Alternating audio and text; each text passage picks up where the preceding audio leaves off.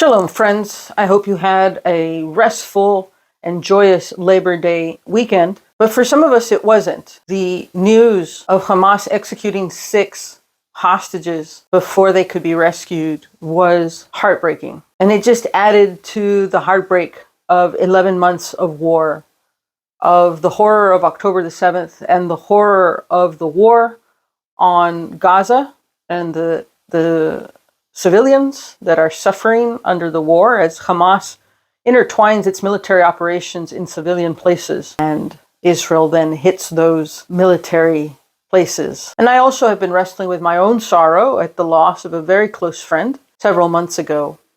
And the phrase I keep hearing is a man of sorrows acquainted with grief.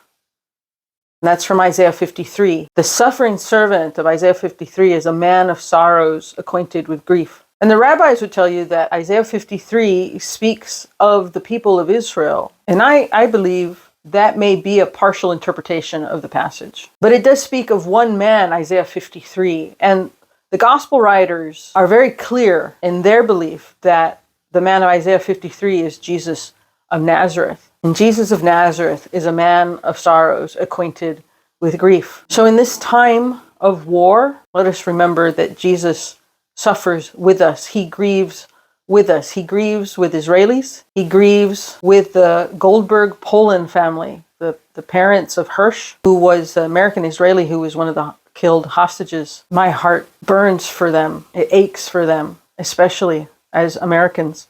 And so does Jesus. And Jesus also mourns and suffers with the people of Gaza who have been moved to and fro by the war, who have suffered destruction and death. So Jesus, a man of sorrow, acquainted with grief. Let us mourn with those who mourn. Jesus told us to do that. So mourn with your Jewish neighbors, mourn with your Arab neighbors.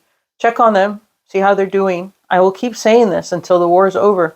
Check on your Jewish neighbors. Check on your Arab neighbors. We need to mourn with them. We need to sit and listen. We need to feel their pain because Jesus does.